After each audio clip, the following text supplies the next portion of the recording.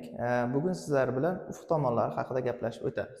Bizga yaxshi ma'lumki, geografiyada asosiy 4 ta ufq tomonlari mavjud hisoblanadi. Ya'ni, xaritaga nisbatan tepa tomon shimol, xaritaga nisbatan doimiy ravishda turgan holatimizga pastki taraf janub, o'ng qo'l tarafimiz doimiy ravishda sharq tomon, chap qo'l tarafimiz doimiy ravishda g'arbiy tomon hisoblanadi. Bu ufqning 4 ta asosiy tomonlari hisoblanadi. Asosiy tomonlar oralig'ida oraliq tomonlar ham mavjud hisoblanadi. Misol uchun shimol bilan sharq oralida shimoliy sharq, janub bilan sharq oralig'ida janubiy sharq.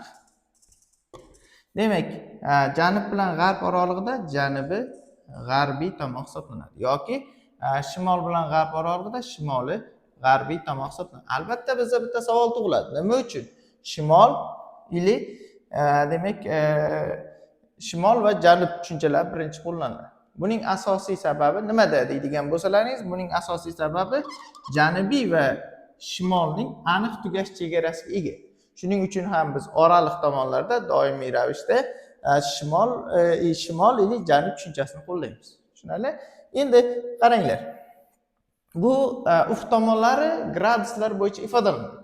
Ya'ni qanday bo'ladi deydigan bo'lsalaringiz, asosiy tomonlarimiz bizda shimol tomonimiz 0 gradus, sharq tomonimiz demak 90 gradus, asosiy tomonlarimiz demak bizda 90 gradusdan o'zgarib turadi. Misol uchun janub tarafimiz demak 180 gradus yoki g'arbiy tomonimiz 270 gradus va demak shimol tarafimiz yana 0 yoki 360 gradusga to'g'ri keladi.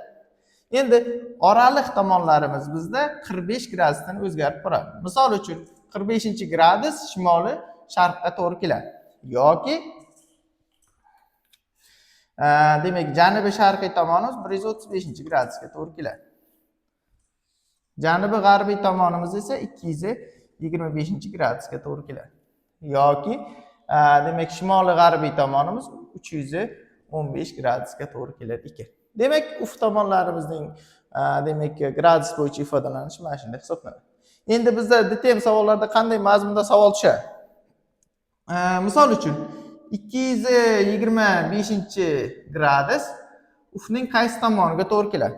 225-gradus bizda ufqning janubiy g'arbiy tomoniga to'g'ri keladi. Aynan mana shunaqangi savollar bizda DTM testlarimizda juda ko'p takrorlanadigan doimiy savollarga aylanib qolgan hisoblanadi. Tushunarli? Endi ufq tomonlarimizning gradus bo'yicha ifodalanishi mana shunday mazmunda hisoblanar ekan.